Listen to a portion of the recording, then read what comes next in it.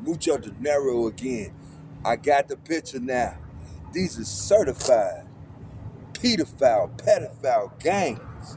They're not like us. Hey, that remind me of 1987. They had sent me from Connors Correctional Center to McAlester State Penitentiary because I had stabbed someone in the cafeteria. Make a long story short, my mama had sent me a sweater and he liked it, called it a Bill Cosby sweater. About 8 of them ran up on me claiming to be Crips in the cafeteria. I jumped on the table and stabbed one of them. They said if he died, they're gonna send me to McAlester. So they sent me to McAlester, right? So when I get there, my next door neighbor, it's about 40 people just running there on him real quick. At the time, I'm probably like 25, 26, and he probably about 19 or 20 years old. He's a Native American Indian, and I could talk to him back and forth through like a ventilation system. But anyway, about 40 people running in there, and I could hear them wrestling and beating him up and everything. And they wrestle him down, and then all of a sudden, I hear some screaming, ah, ah. Hey, it's like they running a knife blade up in him or something like that.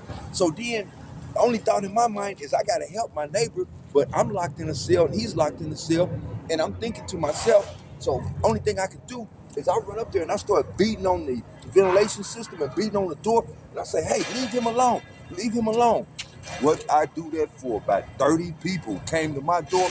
They told the guards to open the door and drag him out, but the guards refused to drag me out. They said, well, y'all can get, he's scheduled to come out during shower time, and he's scheduled to come out during yard time, and I'm brand new. I just got there in McAlester, right?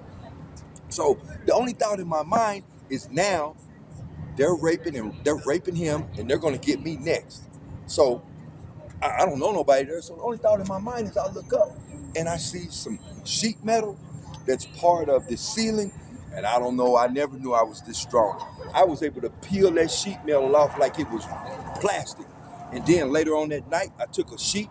So I got a piece of sheet metal, probably about that long, maybe an inch and a half thick. So later on that night, I took a towel and I wrapped it around that sheet metal. Excuse me for a minute. And all that night, I began filing on my bed because the bed frame is made of iron. So probably about 4 or 5 in the morning, I got a nice short piece of tip. So when they call yard out, none of the black people go to the yard. Only person go to the yard is that Indian that had got raped, and maybe 3 or 4 white guys that had been raped. I didn't even know they was there. All of them was skinnier than a scarecrow. They wasn't being fed or nothing. They were just being used like prostitutes. So anyway, we all go outside to the yard. As soon as I get there, I pull out my shank, right? The other guys that were being raped and sodomized, they tried to fight too. But to make a long story short, the guards came with the shotguns and everything and shut everything down. But it put an end to the prison gang of child molesters while on my quad.